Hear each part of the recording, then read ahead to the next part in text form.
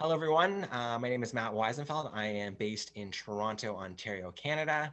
Happy to be on the Zoom machine today. I'm going to start by telling us, I am probably Toronto's worst sports fan, and by that I mean because I am the only person in Toronto who could care less about what the Toronto Maple Leafs are doing. But if we're talking Raptors, Blue Jays, PFC, maybe even a little Argonauts from time to time, I'd love to engage in that conversation.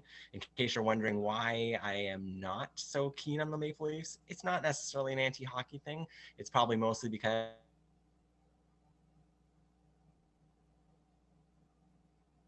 especially our Raptors, who are kicking off their season in Tampa, of all places, tonight. Well, we were talking about a few things off the air that we all talk about as sports fans, and we were discussing the things that some of these stats and some of the things that people put together, and you're going, okay, I understand that it makes sense to you, but I understand why it makes sense. It should make sense to me. It's almost like overkill. Things like wins against replacement and those kind of things in baseball. Like, I'm watching the game. Isn't that enough? Does that seem like okay? And again, like and no offense to these sites because I use them all the time. The pro sports reference site, basketballreference.com, baseballreference.com. I look at them all the time, so they're one of my bibles. But sometimes they have stuff you go, I what what's your take on that?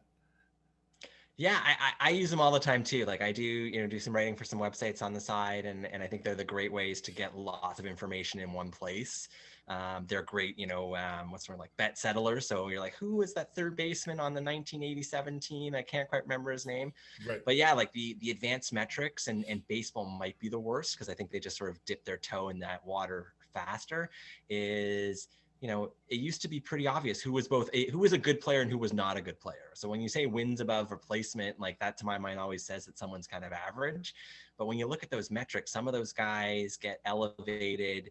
And I wonder, again, did we just sort of create some metrics to try and give people some things to talk about as opposed to ignoring what our eyes are seeing?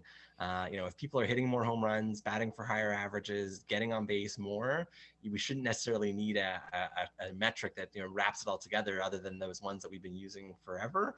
But I say that with the amazing amount of respect for what they do, because sometimes if you want to know like how Western Kentucky basketball did in 1962, assuming they even had a season that year, I don't know how far back their history goes. There's nowhere else to find it. Like I think that Right. in some cases you find stuff on there that isn't even on the the different universities or pro team websites. They don't have the Right. accurate histories that place has. So they deserve our respect, but I think sometimes it gets a little too much. Well, it's kind of like making the argument. We've talked about this on some of our other shows of saying, well, okay, let's look at the numbers and see how Lou Gehrig would have played if he was playing on this Yankees team instead of on the Yankees teams back then. And you can compare eras numerically, but you really can't because you're looking at, well, would he have had the weight training, would he have the nutrition, would he had this, would he had that. Well, I think Babe Ruth is even a better example. Imagine if Babe Ruth had visited a weight room. Whoa, but could he hit 95? So there's that back and forth, which baseball of all sports, I think, gives you that argument, which is so much fun because you really can't. You can look with the eye test, but it's changed so much over the years that it's fun. We'll look at your Blue Jays roster with the Joe Carter team that won the World Series, and you go, okay, how does that team stack up to the baby Blue Jays of this year? Numerically, Well, I think okay, but go ahead.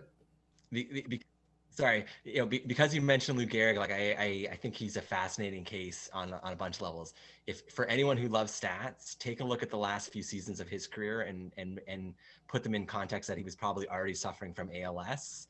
And it's Right, about the most amazing statistical performance you could ever imagine. His very last season, there was a significant drop off. But if you look, I think the numbers show that maybe for his last 3 or 4 seasons, he was already in the early stages of that disease. Yet his numbers were, still at that elite level. And I think, especially comparing over eras, I think the big thing that is hard to compare over eras, especially the guys, Babe Ruth, Lou Gehrig, even, 50s and 60s and 70s, who just faced tired pitchers all the time.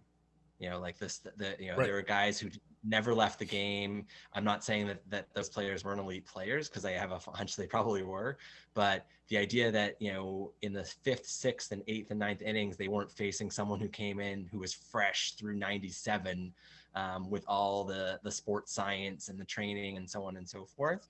Right. It's amazing what those players did for this year's Jays. Yeah, like there's a lot of excitement here in Toronto. We've got some young players that could be really a nice core. I still have a little hesitancy because the guys running the team sometimes are too keen on, years of service and how much of that's remaining as opposed to getting wins on the field. I meant to say years of control. Years of control. Years of control is a phrase that Mark Shapiro, right, yeah. I feel like if he didn't invent it, he was probably, happy when it got invented, because every time they would make a trade, they're like, oh, we just gained 6 more years of control. And I was joking with a friend the other day. I said, I'm pretty sure they don't track that in the standings. You don't get at the end of the year, extra points for having more years of control for your players than wins and losses. So there's excitement for sure. But hopefully we might actually see some games in Toronto this year after they played in Buffalo last year. But it was a nice little run, and baseball's pretty fickle, right? There's, what Tampa does, the fact that, other teams can kind of rise up for a season, Toronto feels like we're on the right path. Right, we can do that. And the Padres did it as well. So you're like, okay. And again, maybe it was because they're more adaptable to the whole bubble situation. Who knows? But it was interesting to see that Tampa, San Diego, and Toronto did things that other teams weren't capable of doing. Maybe it was because of that youth. Now, we mentioned something off the air about baseball reference and those things where we were looking at, I just got an email. They just added a new box score from 1895. What do you think they're going to do? Not just them, but they're one of the main ones. Now that we've Major League Baseball has decided that the Negro Leagues are now a major league. So I can imagine the people at Baseball Reference and Bill James and those people, their planes just exploded. Like, we have to go find a whole new level of stats that we didn't have before. They're going to be kicked into overtime. So how do you think that plays into our look at baseball and sports in general? Yeah, it's an interesting case, because I think that only came out last week, and someone smarter than me, at least I think in the league office, said that some of those stats are not quite going to count because they were in these games, regular season or whatever that was. It's a much smaller number. I'm fascinated by it because, again, as someone who baseball was my first love sport wise, I remember reading amazing stories about the talents, and there was always so much, not so much for me because of my age, but like mystery as to what it was, because there isn't film on these players as much. Right. Most of it was story told as opposed to statistically told. Right. And the one that actually like stands out to me was, they talked about, I can't remember his actual first name, I only know the nickname, Cool Papa Bell, as being like the resident speedster of the day. And the story I always love is they used to joke that he could turn out the lights and get into bed before it was dark. Right. That's how fast he was. And that kind of storytelling is just not what we do now. So it's not that, I have no clue. I never saw him play. I have no comparisons. I don't know how he would have done if he played against major league players or not. I don't know how his numbers would translate today. I just know that when it comes to the Negro Leagues, there's no doubt that these were really talented players, because they showed that when they would face players, from all walks of life. And more importantly, there was just these amazing stories from that era that you just can't do today. Like, I remember there's another one, I don't know if this is one about Satchel Paige. And there was one day where Satchel Paige was dealing like intense heat, and on the very last pitch of the game, or just before the very last pitch, the catcher came out, and they had a little huddle on the mound, as totally common kind of a thing. And on that particular one, because he had been thrown so hard, he didn't actually throw the ball. He went into his windup, did the thing, went through the motion. The catcher pounded his glove super hard. The umpire called strike 3, and the game was over. He never threw the ball. All right. I don't know how much that story is fact or fiction, and I don't even want to know. But right. I just think that is one of the great things about those players and those times. And if you're a fan, just like hearing those stories and having those players, gain that much more legitimacy in baseball's annals through this acknowledgement, I think is like, more importantly, well overdue, but also just adds a flavor that you just don't get from other aspects of the game. Yeah, and to me, it's a fascinating thing that they were going to paint with a new brush, so to speak, because as you said, we have become so analytic driven. We're going to add a whole nother chapter of baseball to the pantheon of what we talk about, with no analysis and no numbers and no figures really to put into it, or not as much as we're used to. So I think it's going to change the scope of maybe how we look at things. The eye test that we used to use, where scouts would, what was the Clint Eastwood movie, The Trouble with the Curve? I can see the difference, but I can also hear the difference, as opposed to the Jugs gun said this, that's what we're going to go with. So I think that's very important. Now, as we're moving into, I don't want to call it non-bubble land, but I guess that's the best way of putting it. First of all, you are in Canada, and some of your teams are not allowed to play or bring people into Canada. So what is the look on? Let's touch on a couple things. First of all, will we have the CFL? Whoa, I didn't know how deep we are going to go on CFL today. So it's a great question because it's well, just a basic. Yeah, it's interesting because they, for those that may or may not know, like they did not have a season the entire this entire summer. It would have been probably closing up in the last few weeks, is when the Grey Cup's usually sort of late November. They did not have a season. In some ways, the logistics of it would have been even easier because mobility within Canada, I assume somewhat to a certain extent within the States, isn't as restrictive. It's not certainly advisable because, COVID is what it is, and it's relatively easily transported from place to place.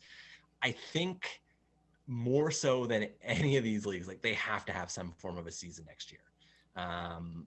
In many of the markets where it takes place, it's already sort of a bit of a struggle. It has been a huge struggle in Toronto for a number of years.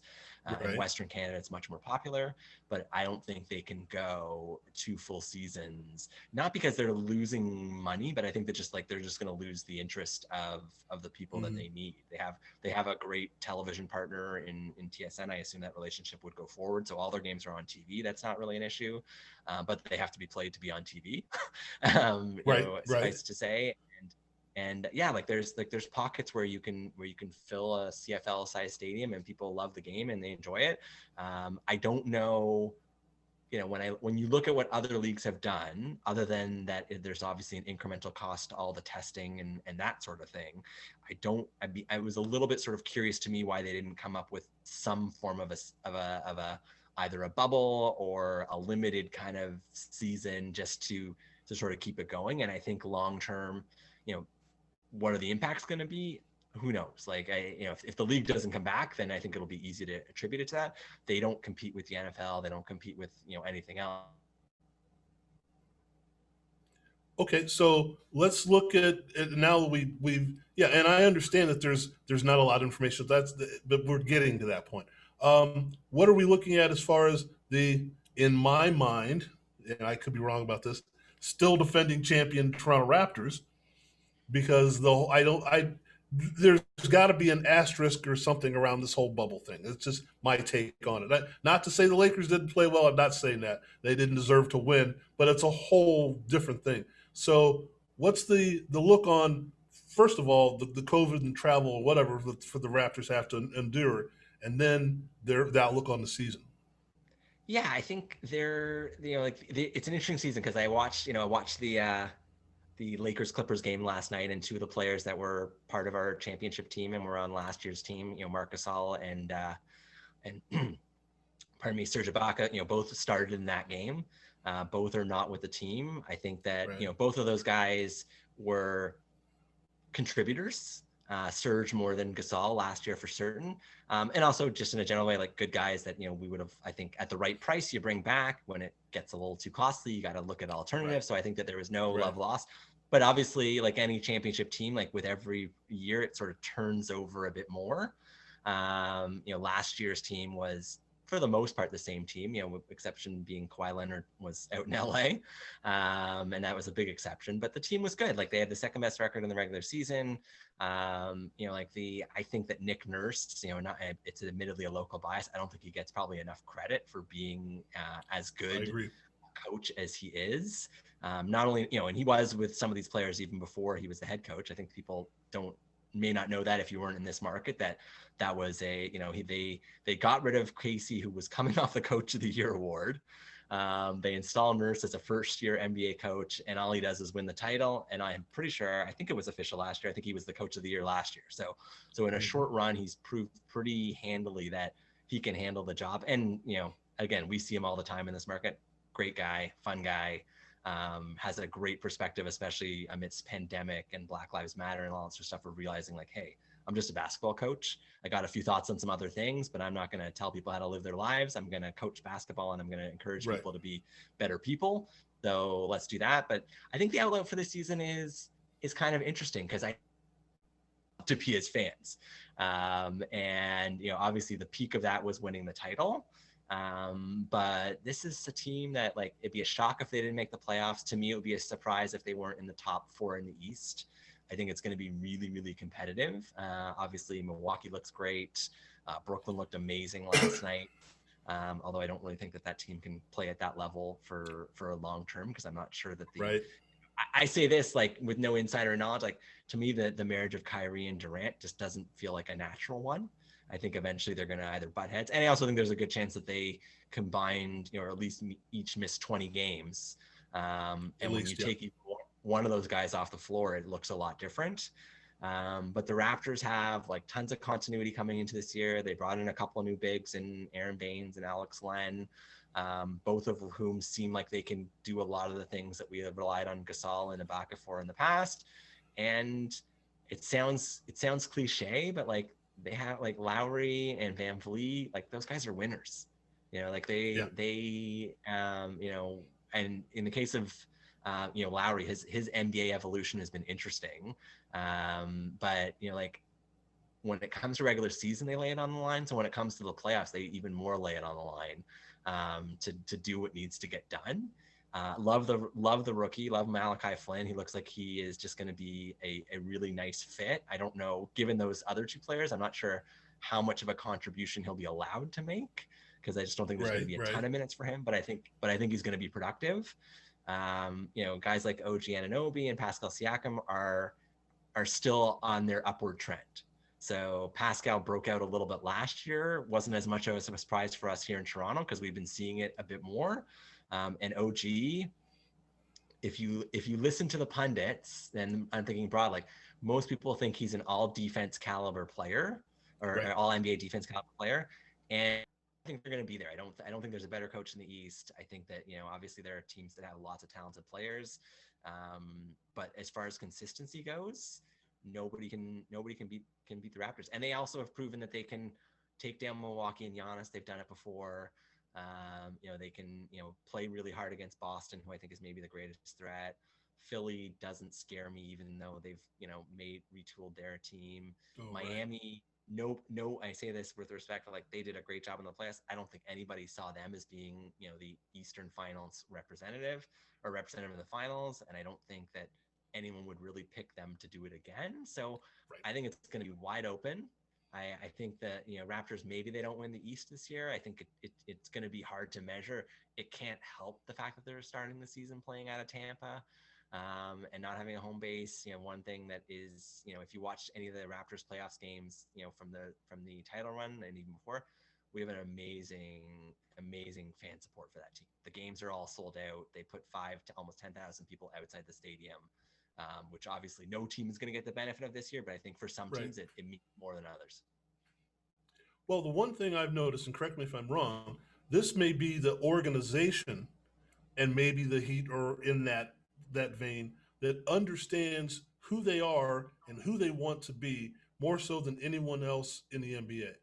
Because as you said, we have the reigning coach of the year, and actually you released him 3 days before he was named coach of the year, if I'm not mistaken, in Dwayne Casey, and named Nick Nurse. Okay. Yeah. That's all fine and good. But then you also bring it, like you said, you've got Siakam, you have players that the general populace didn't even know when they were drafted or they were brought in as free agents. And you rely on them because you know what they're supposed to do for that organization. You don't hear of, and maybe it's because the press doesn't go to Toronto, I don't know, but you don't hear of anyone like, we're going to have contract problems with this guy or he's doing that or whatever. They all seem to be good dudes. Again, that's speculation from afar, but they all seem to be good guys, and the organization seems to be run in a manner in which this is what is important to us. And all the free agents that are flying around out there, other than Kawhi, I can't recall anyone that has went, we have to go bust out and get this guy. If he fits, he fits. If he doesn't, he doesn't. If he doesn't fit, we're not even going to talk to him. Because, I mean, looking at the roster, I'm sorry, go ahead. No, I was gonna say, like, I think you're entirely right, and I think it all starts with Masai Ujiri. Like, when he came to Toronto, he did not have a profile. He was not, people did not say, well, now that they got him, they're just gonna take off for the next decade. So it was, I don't want to say it was a surprise, but I just think he was just, like, he was already an NBA executive with another team. And he seemed to be, sort of in line to get a good job like Toronto. And he's had the freedom to build a team. And I say this, in some ways he's the heart of the team too, because he speaks out from time to time. He doesn't want, he wants us to not have an inferiority complex. He's like, we're good. We want to win. We expect to win. And that's what we're all about. And he's also, been willing to make the tough choices. So like I said, it starts with the coach. Not many people fire a coach of the year, while they are the reigning in that role. When they traded DeMar DeRozan for their deal to get Kawhi Leonard, DeMar was, the face of the franchise. I think it's only last season been there that Kyle actually passed him all time for points scored in, as a franchise leader kind of thing. He was the face of a franchise and our sort of best player for a long period of time. And more importantly, your point, he was a great guy. There was never any, he was I'm pretty sure he's from South Central Los Angeles, so to go from Toronto to 7 seasons in the league. And I think that's the thing that is actually, I think, the most impressive part of the Raptors in any sport. The players that come here get better. Whether that was Casey ahead, whether that's the, sports training staff, whether that's all the above, the player that Kyle Lowry is today is not the player he was when we got him. Fred VanVleet was undrafted. I think he was pretty undrafted. I think, or second round. I can't remember. Second round, yeah. But anyone who watched him at Wichita State knows that he was, a great winner. But I think that lots of people picked him apart and said he's not a good enough athlete. I don't know if he can shoot it well enough or whatever. OG and Pascal were not the highest of draft picks, and every year that they've been on the NBA, when they've been in the NBA, when they've gotten healthy, like had a chance, they get better. And I think that that's the thing that I'm always, the NBA more so than any other league, because they just draft so many, I don't want to say kids because they're earning way more money than I ever will. But that's it, right? But I'm always amazed how desperate the teams are, and in many cases the general managers, presidents, owners, whatever, to get these players that are all just potential, and as much as there are, watching the game last night, you got a guy like LeBron James who never played a game obviously in college and is going to go down as one of the best players, if maybe not the best player in the history of the NBA. There are so many more who in my opinion don't get any better. They're still phenomenal athletes they were when they were 19, but their skill development just isn't there, and it just boggles my mind because it's supposed to be about winning. It's supposed to be about how do we get it, and you draft who was it playing? I think who would be a classic case. Someone was playing last night, and I think it was for the Warriors, Marcus Chris, who played 1 year at Washington, didn't do that much. I think he's already on his third team. It's never going to change that he's 6'9" and runs better than any 6'9" guy had in the history of humanity and can jump and all that sort of stuff. But none of that has ever translated into winning in the NBA. Right. It didn't even really translate to winning that much when he was at Washington. So I'm always amazed, in the NBA, especially, why so many of these guys are given opportunities to show that they may or may not develop. And in Toronto's case, we've had a good run. I don't want to say it's perfect because nothing is, but of bringing in guys, to your point, good guys, but more importantly, guys who were the team is able to make better. They are better players than, and would it have happened in other places? I don't know. But that's why I think we're super thrilled that Van Vliet signed the 4-year deal not that long ago to stay, because my fear, both as a fan and as like, was that he was going to go somewhere, make a bit more money, and it just wouldn't fit. It just would, just be a little bit different, and like it could have been the Knicks, which would have been awful, or it could have been Chicago. Who knows? But I think there's so much in so many aspects of like the NBA and sports where like this grass is greener thing. Like these guys are making so much money, and I mean this, all of them are making so much. It can't be about the money. Why would you not want to go somewhere or stay somewhere where it's just comfortable? Everyone, how the systems go. You're not having to do that. All the stuff with Harden now. No matter where he goes, whether he gets traded or not, like the financial increments of it are going to be non-existent, for how much money he's going to get. For him, it's got to be a matter of like finding the right place. And like, I don't know why Houston all of a sudden isn't. Like, they're doing everything that you asked them to do, and now all of a sudden that's not good enough. And in most cases, when you chase it in sports, you don't always grab it. You don't always get it right. Well, now you mentioned a couple things in there which I think are just amazing, because now I've done a thing and I'm actually redoing it now, and I keep saying this for the last month. I should have it done by the first of the year, where I went back, and I did this a while ago, and I'm redoing it. I'm trying to create a video of it, but I went back and I looked at the lottery picks since 1985, and how many of those have actually won a title, especially the number one pick, with the team that drafted them. There are only 3 number one picks overall that have won a team with that drafted them, and there are like 17 or 18 that have won with the team that drafted them as a lottery pick. So lottery picks are, to me, okay. But you mentioned a guy like Pascal Siakam. Now, I'd like to think I know what's going on the landscape of college basketball. When Toronto drafted him, I went, oh, they went the foreign route. They went and got somebody from overseas. I'd never heard of him in college. I didn't know he played in college. Really? Where? There? No, really? No. So that's someone doing their due diligence, because it's not like a lot of these teams that just say, well, ESPN has got them on the draft board like this, and Jay Billis has them on the draft board, blah, blah. So I guess we're going to take them. When a team drafts and during the draft, they already have him slotted in that spot on TV. I'm like, you didn't do a lot of work here. I mean, you went to the combine. Everyone said that he should be here. You've got the 5th pick. That's where you take the guy. And as you mentioned, you've got a guy like a Marquez Chris that plays a year in college, and that's not to knock him, but where are they learning how to be a professional from? Where are they getting that information? Where are they trying to figure out how to do what they're supposed to do? And in Toronto, you have a few veterans in there that have an idea, and you keep rotating in a few. You brought in Marc Gasol. Marc Gasol knows how to be a pro, and you get those guys and say, now we're going to let the young guys learn from the older guys. Here's how we do things. I think that's very important, because you have the one and dones and the guys that have never played at all in college that weren't even learning from their college coach because they're trying to showcase themselves to get to the pros. And especially in a city like Toronto, where you've got greater travel, you have more things you have to deal with than just, especially now, your home base is in Toronto, but you're playing in Tampa. Whoa, wait a second. How do I set up here? How do I do that? What you need to learn how to get into the NBA, how to learn things. And I think a guy like a Kyle Lowry was one of the 3-headed monsters of guards at Villanova. And I almost always remembered the other 2 and not him. And so guys like that, Fred VanVleet, as you mentioned, was a winner, but he wasn't the best player on the team in college. He was the big shot guy, but he wasn't the guy who went, man, we got to get this guy, So we built around those guys. Again, Siakam, like I said, I don't even remember him playing in college. So I think it's very impressive the way they put a roster together and how they go about their business. Yeah.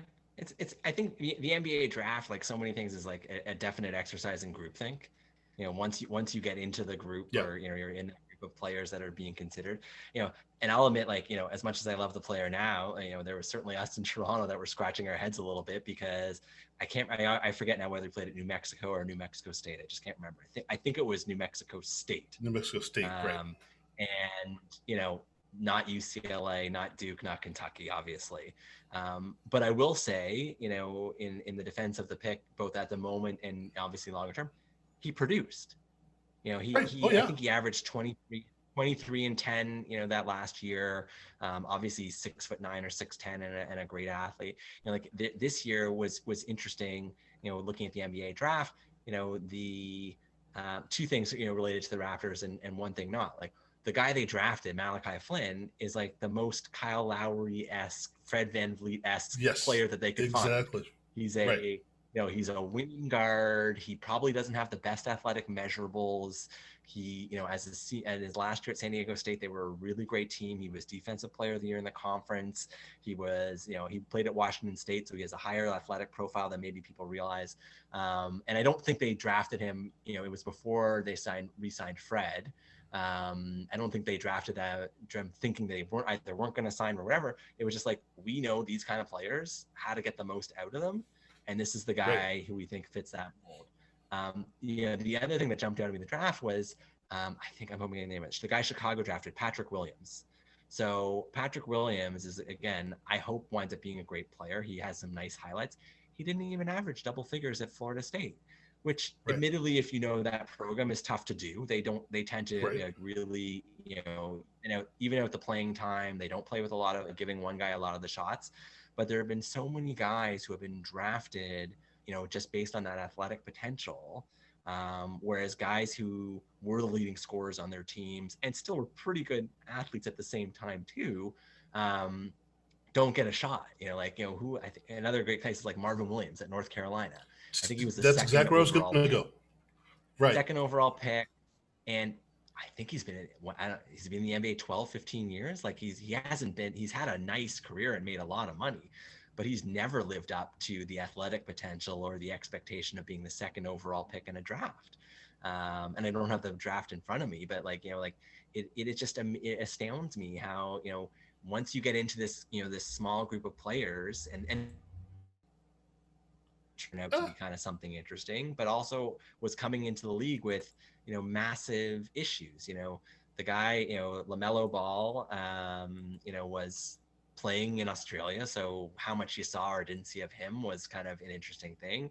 Everyone thinks he has great court vision, but every other skill, is maybe needs a lot of work. And to be quite frank, the Ball family has developed a certain reputation that he has to, and Anthony Edwards, who I saw, there was a couple of Georgia games I watched this year. There's no doubt the guy is a fantastic athlete, but I always wonder, when you say things like, well, the guy's a born scorer. Well, if he's a born scorer, why isn't he scoring? He's at Georgia. He can take 50 shots a game. Like, why are there other players, on a team like that, that kind of thing. So it's one of these weird things where we live in a results driven league, or we all, the results is what it is. Yet there's still so much speculation based on, these athletic measurables that, that really don't, it's kind of interesting because if you look at the history or what's going on now, they actually don't translate the way you think they're going to do. Like, you could make probably an easy choice right now to say the most exciting young player in the league is Luka Doncic, who obviously had a great rookie season, an even better second season. And I think I can speak, for most people would say there's nothing spectacularly athletic about him. He has a high amount of skill. No. He has amazing confidence. And he is a more than good enough athlete to do the things that we want him to do on a basketball court. And you look at other players in the league who stand out, like the one outlier of all of it is probably, or two outliers are probably like LeBron and Giannis, because when you look at them, Giannis or LeBron having done it for twice as long, these guys are just like, chiseled into basketball players. And every year that they've been in the league over their respective careers, they tend to get better. But even, but if you look at the other like elite players in the league, like I'm not his biggest fan, but like James Harden, has evolved to become what he is, not because his athletic talent was so superior, Right. but because he found a style of play that works. Seth Curry is the greatest shooter probably of all time, But if he was just a slightly better than average player, or a shooter, he'd probably be out of the league by now. Like there's nothing spectacular about his other skills. So it's very interesting how people still want to gravitate towards these, super athletic guys in the right way. They have been forced to work. If I'm a huge Michael Jordan guy, I don't know if we discussed that off air or not. Watching the documentary series in the spring, was very nostalgic for me. I think that it goes without saying, obviously there was a certain amount of genetic biological talent within the body that he was, but that he was also the most like tireless worker, so that he kept getting better and better and better and better. And that's how the legend of Michael Jordan was built. And more than the physical stuff was like his mental stuff. Like he literally was like a killer. He didn't accept anything less than what people's best were. He loved to chide people that he thought he could get in their heads. And when you're as good as he is in terms of your skill, it's easy to get into people's heads and do what he did. He's like the ultimate player, the ultimate trash talker who could always back it up, right? There was never a game where you're like, wow, like Jordan, his what is it? Your mouth is writing checks your body can't cash. Like I don't think there was ever a moment where Jordan couldn't cash the check. And there was a great story in the I think it was in the Jordan Rules book. Did you ever read that book, that Stan Smith book, Jordan Rules? I did not know. No. So I think the story was, I hope I'm getting it right, because in the Jordan Rules book was written, I think, in the early 90s, when Gary Payton first came into the league. And Gary Payton's a Hall of Fame player of his own right, and actually a player I like a lot. The first time they played, Payton was a talker. And Payton had a few words to say, and now there, something along the lines of, now there's someone in the league who can guard you and all that sort of stuff. And Jordan took it as a personal affront. And within the first 90 seconds of the game, he stole the ball 3 times from Payton. Payton committed 2 fouls, and Jordan scored 12 points or something like that, something ridiculous in terms of a game start. And that was that. And that was for Gary Payton, maybe the most notorious trash talker of that generation. He never said another word to Jordan his whole life. Never said a word of his career, right? That's the guy you don't mess with, right? Right. Yeah, this was a Hall of Fame player, a guy who. Well, it's yeah. So it's just like, again, it's the and I may be. Go ahead. I may be getting it wrong, but I remember I heard James Worthy say, I'm coming off a first team All-America season. I'm projected a high first round pick, maybe the number 1 pick in the draft, coming back for my junior year. And he said, I was the best player on that team for about 2 weeks in North Carolina. And that's how good Michael Jordan was. He's like, I realized really soon this kid can play. Now, he may not get the numbers this year, his freshman year, but this kid can play. And he's shown that throughout his career. Obviously, he hit the big shot that won, that helped win the championship. So the idea of kind of rising to the moment was something that was quite apparent. But the annual joke was the only person who could keep Michael Jordan under 30 was Dean Smith, because he just never gave him the opportunity. Right. But those guys, it's not to say that it was only because they played 3 and 4 years in college, but the stars of those 80s and 80s teams, especially those Big East teams, the Patrick Ewings and Chris Mullins, and the guys who came in, established themselves as NBA players almost right away, and then slowly kept adding to their games and becoming the elite players of the game for decades. That is because they played, because they knew what it was like. How do you recover from a bad game? What do you do if the first 2 shots of the game don't go down? What do I have to do to kind of get myself back on track? How do I say, well, if I'm only going to shoot 2 for 12 from the field, can I also grab 15 rebounds and make a difference that way? It's sort of interesting. I was listening on a podcast the other day. People are obviously killing Kentucky basketball right now because they're off to the worst start they've had in a number of years, and people are killing Calipari. And one of the things I was thinking of when I was listening to it is one, Calipari's always constructed his teams the same way. I'm just going to get whoever's at the top of the recruiting rankings. I don't care how it fits, but that's just what I'm going to do. Right. And the times it's fit the best is when he's actually been able to find a point guard or someone who can make a shot, and that's not what he has right now. But I think the interesting thing about it is a couple of those guys, and I don't want to name, I can't remember, like, are still at the top of like the potential 2021 draft class. And it's not that those guys may or may not be talented, but if I was looking at an 18-year-old kid who's basically come into Kentucky, again, there's pressure, pandemic, training, all that sort of stuff, whatever, it's a little bit of fear, and they're basically showing you that they're not as good as the guys who play for Georgia Tech. Why have I not immediately dropped them from like the potential 4th pick to 24 or 54? Probably figure it out to some extent, but those guys, those 2 elite wing players that they have all they've shown through 6 games, small sample size, is that at the level that they're at, they're not particularly smart with the ball, and they're not particularly good at putting the ball in the basket. And you can't say it's because they don't have the talent around them, because everyone else around them is supposed to be elite too. So it's just an interesting dynamic how that once someone gets elevated to that spot of thinking that this person's the next thing or is going to be the next thing, it's really hard for an individual or just the broader sort of group to say, you know what, we were wrong. Sure, that player is still 6'7", but they may need 4 years to prove that they are NBA worthy. Not they need to learn how to play. So it's fascinating to look at. Well, the one thing about Calipari that, I've never been, I'm neutral on Calipari because I understand what he does. I don't always like what he does, but I understand it. But he said something a couple of weeks ago. He said, "You people are killing me for our record because you've been killing me about our schedule for the last 5, 6, 7 years."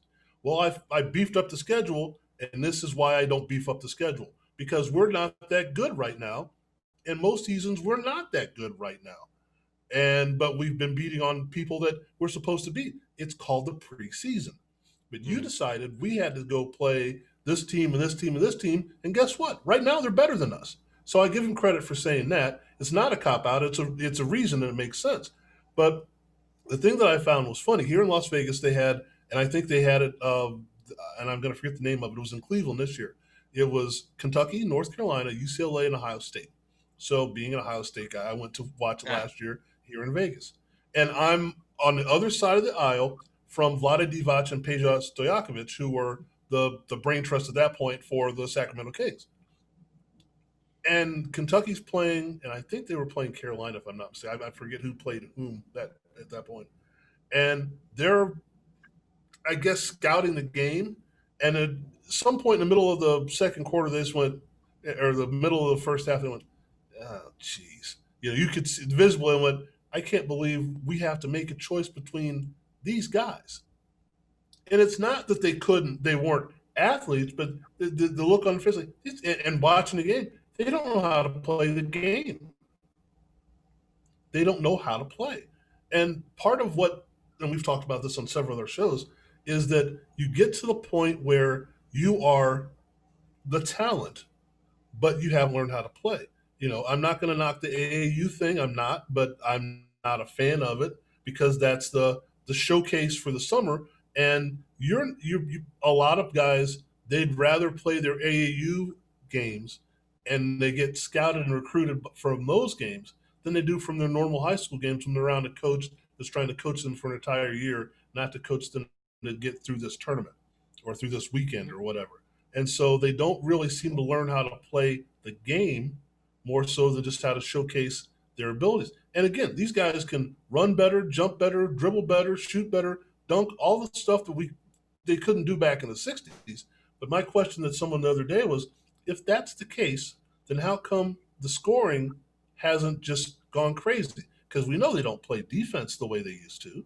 And you've added the three-point line, and you've done all the things to help out the offense, yet a Boston Celtics team back in 65 would score more points than a team now. And you think, they weren't any faster. They didn't dunk. They didn't have a three-point line. How is that possible? They shot a better percentage. They got better quality shots. And they were just better basketball players. Not that they're better athletes. And when you take someone like a LeBron James or a Giannis or someone who says, I'm going to take basketball skill and add athleticism to it, I'm almost unstoppable. And as you mentioned, to James Harden, who's added of the old man game to his game. Now he's hard to guard. When you know where the guy's going to go and he's just going to go, oh, I just have to make sure he doesn't jump over my head. Not as tough to guard. So that's where I think we are with the NBA. And it's good and bad because it could get a lot better, but it could get a lot worse too. And part of it, I believe, is just what you're saying. You've got kids that are learning how not to play the game. Well, I think it's interesting. Like in the NBA, it's a weird thing. Is an interesting example because of style of play. So the most recent, I guess, phase, if we want to call it that, is trying to mimic what the Golden State Warriors did when they won, I guess, 3 titles in 5 seasons. Sure. And to my Makes mind, sense.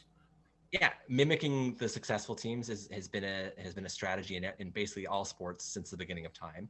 But what people sort of failed to recognize was, I don't think it was as metrics driven, this notion of like threes being more valuable than twos and all that sort of stuff, as people think. I think what happened was, and it's, to my mind, it's simple.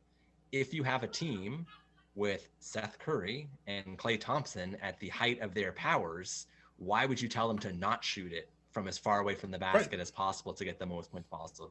You can easily make a case of Curry being one of, maybe the greatest shooter of all time, and Thompson being in the top 5 of our current, sort of NBA era. And so to limit those guys, or to say, pull back a bit, didn't make any sense. What you see from so many other teams is they don't have those players. In many cases, because those players are elite players that are hard to find. I like Trae Young quite a bit. I don't think he's ever going to be an elite shooter the way that Seth Curry is an elite shooter. Right. Or Steph Curry is an elite shooter. Sorry, I keep going back and forth. Well, you can both if you want. Yeah. Yeah.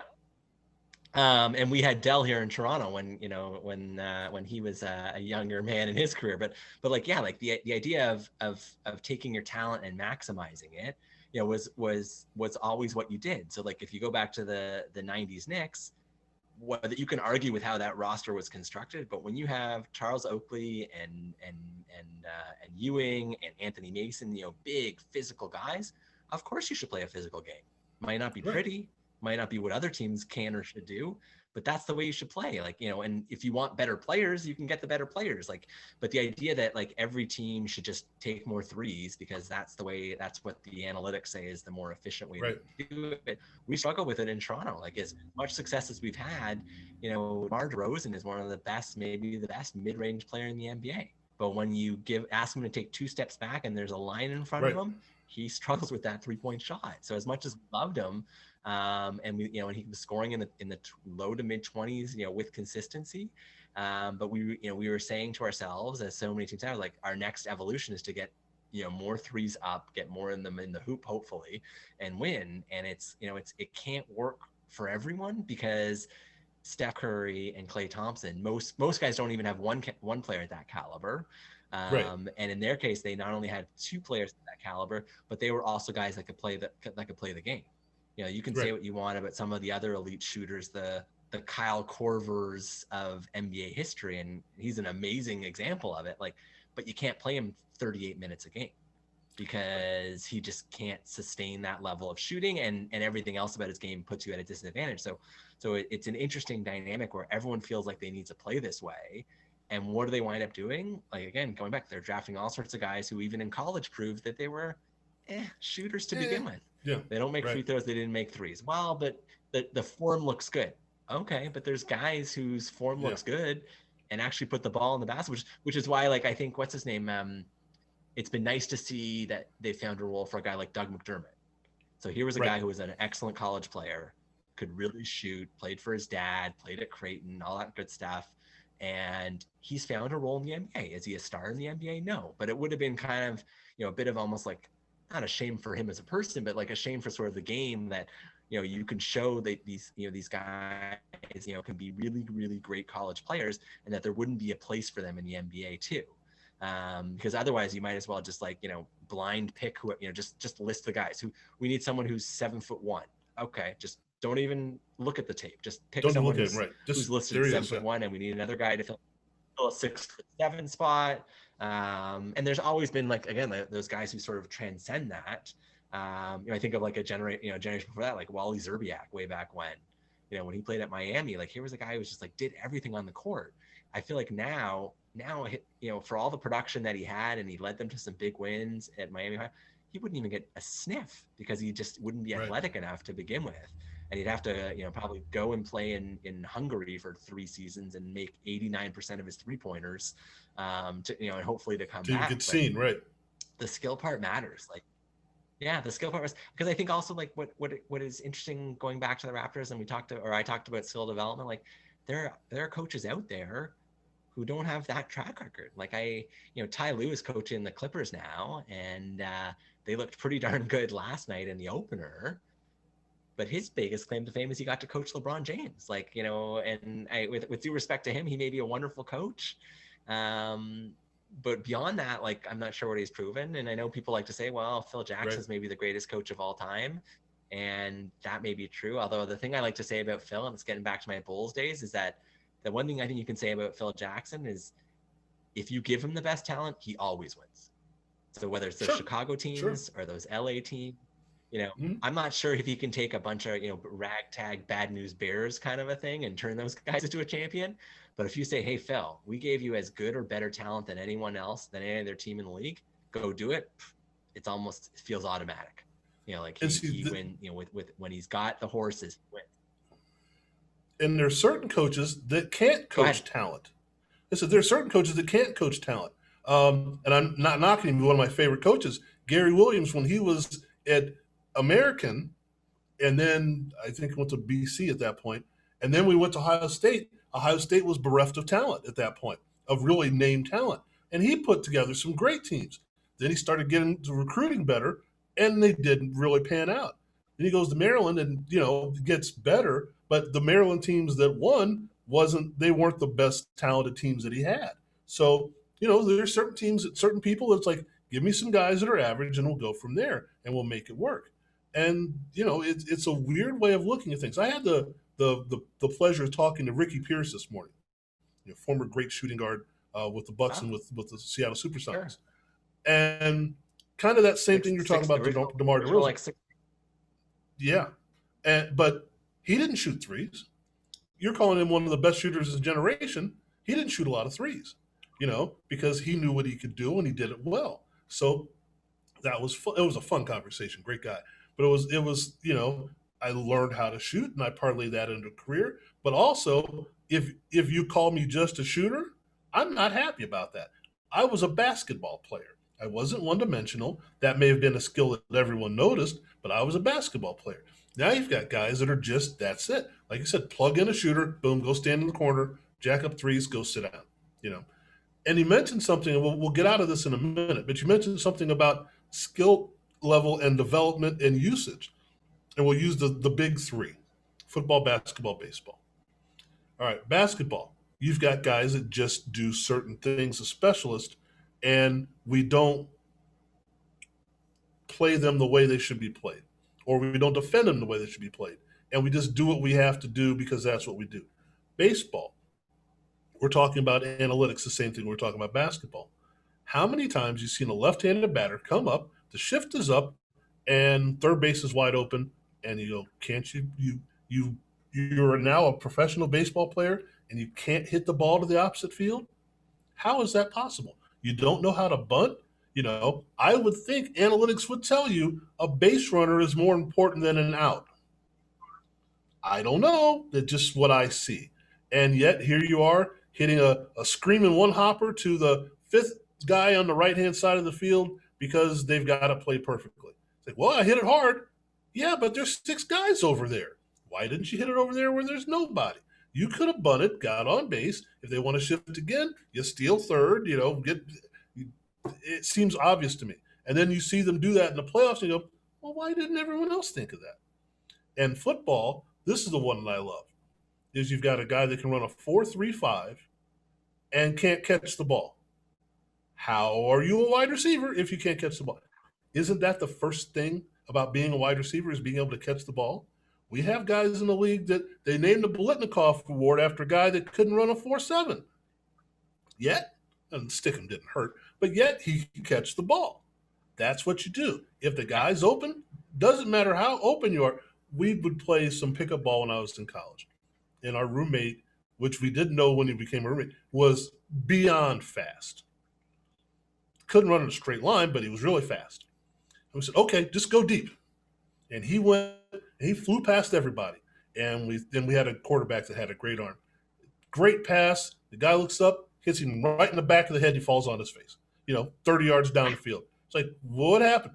I didn't see the ball. How did you not see the ball? I don't know. He had no idea how to catch football. So we would use him as a decoy for a few plays, and then the other team go, just let him run. He can't catch. It's like, and you see that in the NFL. How do you have guys that can run and can make great moves but can't catch the ball? Why you give a guy like Tyreek Hill a little more credit than even I've given him, because you see him making tougher catches and you think a little guy with that speed can make. So it all ties together. And I love the start that we've given this. And I hope we can continue it later, because we're looking at the nuts and bolts of why we love sports and why we have debates about sports. We're not always right. I'm never right. Well, every now and then I'm close to being right, but I'm hardly ever right. But it's the fun part of doing this and saying, okay, I see something and let's talk about it. You may see something different than I do. We may be able to bring somebody else in the conversation, and we just keep on rolling. So, Matt, I appreciate you taking the time. I appreciate you imparting some knowledge and getting us an idea of what's going on in Toronto, because I think here in the States, we kind of forget that there are very important sports teams in Toronto, and the Raptors winning, I think, proved that, and I really appreciate that. So thank you very much. And anybody that you want to shout out to, anything you want to link to or anything like that, please let us know. No, I'm not going to do a shameless plug, although maybe I'll leave that for the next time I come on, kind of thing. I didn't have anything prepared. It just made me think as a final thought. You said you were talking about to Ricky Pierce, and that I'm sure that must have been a great conversation, because I remember him, again, as being this efficient scorer gunner type of, but not a deep shooter. And then, as a complete juxtaposition to what I was watching the game last night, and they were talking about Anthony Davis with the Lakers, totally different style player, obviously, than Ricky Pierce. And one of the things they were saying is that, the coach said to him he should take more 3-pointers. And, because he only took 3 a game last year and he should take 5. And again, that's an analytics driven suggestion. Should he be more active in their offense? Probably. Is it better, if he takes a couple more shots a game than Dennis Schroeder or, Caruso or anybody else? For sure. He's a talented player and he should take the shots that the offense misses. But the idea that you specifically go into a game saying, I got to get this player, 5 3-point shots at some point over the course of the game is, to my mind, that mentality. And I don't think it's just Davis. I think there's a whole slew of players that show a little bit of success. But the key thing, like anything else, is for basketball being cases, it's knowing what's the right shot to take. And, I think that that's an interesting dynamic that all these teams are struggling with. It, on a final thought, it does drive me nuts when people can't hit hit into the shift in baseball, partly because I'm a purist and partly because, it just seems so nonsense. I would think if anyone wants to look, if we're going full circle back to where we started, you're talking about Baseball Reference and those kinds of things. This will be my final thought. It's not a plug for me. Okay. It's a plug for one of my favorite players growing up. Anyone who wants to look at some amazing stats, look at Tony Gwynn's Baseball Reference page. He basically put the bat on the ball almost every at bat. In a typical season, he would strike out something like 25 times. And if you really want to go nuts, because if you're saying, well, how do you know he's good? Look at the batting average that he had and the success he had. Because I remember this was a stat that someone talked on the radio years ago, against the combination of the Braves pitchers, Tom Glavine, Greg Maddux, and John Smoltz, if not the absolute best, certainly the best sort of trio of pitchers in that day. And basically against the best of the best, he was at his best. And, I think, that to my mind is where the statistical stuff is really kind of interesting. Not that in a scenario that's only happened 14 times in the history of Major League Baseball, what did someone do when a curveball came their way? But when you look at these really amazing, successful, super talented guys, and how the ones who truly are great stand out, because there was I think I had read again something like Tony Gwynn struck out 3 times in a game, I think once in his career. And sadly, I think on the day he passed, it was during the season. And I think on that particular day, like 60 players struck out 3 times in a game or something, silly like that. So, and those players were a combination of both good, medium, and average, and bad players, right? Like, but it was just, players like him and others that, like they do the things, their success defies the statistics. But if you look back at it, like, again, if whoever watches this, I don't know who's watching it, but whoever watches it, take a look and you'll be astounded, what is actually possible for the truly elite players in the game. And those are the ones that make it a joy to watch. Well, and you bring up a valid point. I know we said we were going to stop, but I can't do that. You look at, how many of those, if you're hitting 325, how many of those hits came on the day where you're facing the 4th and 5th starter as opposed to the first starter? If you racked up, 9 strikeouts in a game, how many of those strikeouts were against the 1, 2, and 3 hitter as opposed to the 7, 8, and 9 hitter? If you went deep into the game and you struck those guys out twice or 3 times, the catcher 3 times, or the opposing pitcher 3 times, wow, he had a 7 strikeout game. Yeah, he struck out the pitcher 3 times and the other guy. It's if you're going to go into the analytics, go into the analytics. And as you said, if you're looking at how deep you get into the game as a pitcher, and now the Blake Snell thing is the one that comes to mind. It's like, really? And I understood the why by the analytics part of it, because I'm watching him going, well, I understand why they're taking him out, but I can't believe they're taking him out. Because something is different than just, well, by my calculator, he says that, no, that guy shouldn't. And I'm not knocking the manager, I'm not doing that. I'm just saying that at some point they got to go throw the stats, throw the book out the window. This guy's dealing. And if he's dealing better than anyone else on your team to deal at that time, why take him out of the game?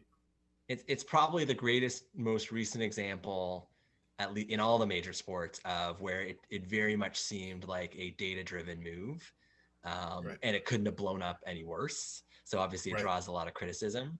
And again, like I look at it, again, being old school, I'm consider myself relatively experienced in life, but still young at heart. And the spec for the people like who. There was 2 reactions to it. Like, one, obviously, if you're a Tampa fan, it sucks and your team lost and all that sort of stuff. But the reaction to it was twofold. I think one was it's a travesty and the game is being run by computers and all that sort of stuff. But I think what was also interesting was some of the people who were on the data side said, well, might have been the right move because that's kind of the way that Tampa does things. But what they did was they brought in the wrong guy. Because I think it's Anderson. I apologize if it's not. He had been. It seemed like he had been burnt out and wasn't the pitcher that he was. Maybe 2 months before or the season before, and that's where the data. If you're going to make these data-driven analyses, like what's the data that matters? Is it what matters in the last 100 innings, or is it what matters last 10? Is it matters what happens when he faces Hall of Fame players? Does it matters what happens next year? Because I think that's I think the challenge is like, if we're going to go data only, then, we are, then that's fine, but like, just admit it. And I think like getting back to the manager, this will be my final thought, I promise. Okay. But it gets back to baseball and managers, and specifically whether managers, matter at all, because I think there's been some discussion as to what a manager is really worth these days. Right. And there were 3 managerial openings at the end of the Major League Baseball season. And 2 of those openings went to managers who had been suspended as a result of the Houston Astros scandal. Right. So Hinch went to Detroit, and Cora went back to Boston. So he won the World Series with Boston, got suspended because he was involved, and then they hired him back. And there he's back, right. And the third was bringing back Tony La Russa to coach the White Sox. Right. So to my mind, it was interesting on 2 levels. Like, one is like there seems to be like a complete lack of imagination as to who can manage a baseball team, because 2 out of the 3 were suspended. So you got a little bit slightly low ethical bar there. And in the case of La Russa, his bona fides are great, but he also hasn't managed in 10 something years. So not to say that the game passes you by, but he'd moved on. Right. And it was interesting too, because like if the computers and the analytics are driving things more than they ever have, it would seem that the logical thing would be to bring in, like, you don't need someone with experience. You don't need someone who's done these things before. You don't need someone who has the feel. Why do I need to pick someone who maybe one of our fans is going to be angry and call them a cheater the whole time they're managing our team? Right. Why would I go through that? They're going to look at LaRusse and say, you're too old to do it. Like, you know, like all these things might have been like sort of like these valid, easy, low hanging fruit criticisms, but you can't have it both ways. Right? Like because if either it matters. So in which case we said AJ Hinch is the best manager in the world. I don't care if he was suspended. That just shows he's willing to win at all costs. And that's what we want. You know, I'm not saying that's the way you should think, but I can see how someone would make that argument. I understand, right? Or it's like, it doesn't matter. I have a spreadsheet that I can hand to an elephant at the zoo, and they would have just as good a chance of managing our team to a pennant or not. Like so it seems like, especially with baseball, and baseball is a different sport than others because you've got like that, pitch by pitch variability. So you got to make up your mind. Like, which is it? Like, do we need people that have an innate sense for the game? And in which case, why do we even spend so much time talking about these analytics or not? And like, the pendulum just sort of swings based on, what's your most recent data point. If your most recent data point is a win, then the system's working. In the case of Tampa, if your most recent data point is a loss, then you got to rip it up, because Tampa, I think, is an amazing story.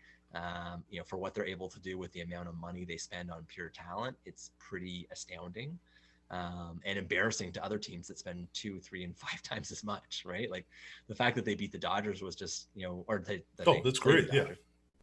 A nice juxtaposition, like, even whether the Dodgers had swept that series or won on a grand slam in the bottom of the ninth of the seventh game, like, doesn't matter. Like, that was the team that's supposed to win. Like, that's the team that has everything you could afford. If they can't win it, what are we doing this for? So it was interesting. Like, as a final thought, baseball season's not that far away. I don't know what they're going to do or where they're going to play or how it's going to look. Maybe that's a future conversation, because now the players are saying we want a shorter season or whatever. Right. But it's been fun to come on the show. So thank you so much. And I'm happy to do it again, and we can dive even deeper into the Raptors or the Jays, or, why NBA prospects don't pan out. And maybe Kentucky will have won a game by the time that happens. Well, I'm going to throw one last thing on you. I'm going to give you some homework. Okay, so sure. We're looking at baseball, and we're looking at those, as we're looking at those records that probably will never be broken. Cy Young, okay, complete games, most of the pitching records are the ones we're talking about usually. Strikeouts, all those things. You're like, there's no one's going to pitch that much anymore. Okay, we get that. But then we look at a few team things. And I'm going to give you one, and I'm going to see if you can come up with another one, or 2 or 3 for the next time. The one that I use that I think is the most basic, of course, the way people are deployed now, is one year the Baltimore Orioles had 3 20-game winners. The next year they had 4. Now, part of my thought of that is Earl Weaver said, in the minors, teach these guys how to pitch, so I don't have to keep yanking guys out all the time. But between Mike Cuellar, Jim Palmer, Pat Dobson, and Dave McNally, they had 4 guys that go, roll them out there, game's over. We don't have to think about them while they're out there. We can worry about all the other stuff. Because that, and again, that's the idea of Smoltz, Glavine, and Maddox. We don't have to worry about this game, even if we bring in somebody else the 4th and 5th day. We don't have to worry about this game. This game is taken care of as far as the pitching side is concerned. So think of, in an analytics way, what won't be broken again? Because I think someone's going to get to Pete Rose at some point. I think the way they're hitting the ball around the park now, I think someone's going to get to Barry Bonds or whomever you say has that record. I think someone's going to get to those kind of things. I don't know that it's going to get to Ricky Henderson with stolen bases or runs, but those are the kind of things. The offensive stuff can probably happen. We've gone the opposite way of the stolen bases, but we're still hitting the crap out of the ball. But the flip side of that is we're seeing 4 or 5 pitchers a game. It's getting harder to hit the ball for average over the course of the season, but you're still going to hit a lot of home. So there are a lot of things that are up in the air in that way. So as we look at analytics, we come back the next time, we'll kind of throw those things out and kind of give the people an idea of go, hey, these guys thought of stuff. So again, I I, won't lo- call I you love Mark. it. My mind's already grinding away because I still think, the most interesting anecdote about pitching in like the last 20 years is when the Nats were, quote, saving Strasburg from himself and, benched him for the rest of Right. that season a few years. And thankfully, to their credit, they ultimately did win a World Series, and he was certainly a significant part of that. But I've always felt that, not that these players are expendable, they're athletes, they're human beings. We love to watch them perform, but like, you're not guaranteed anything. So, for Right. every, Strasburg ultimately came back and was a significant part of winning, there are guys who are babied, handled, whatever you want to call it, and never reach a prime, never contribute to winning. And maybe in that season, they might have. And I think an interesting juxtaposition, again, so final thought, maybe I've said that 12 times already, is I look at a guy like Tim Lincecum. Penultimate thought. So Tim Lincecum with the Giants, he burned really bright for, I want to say, like a 3 or 5 year stretch, and that team won. Some games. Yeah.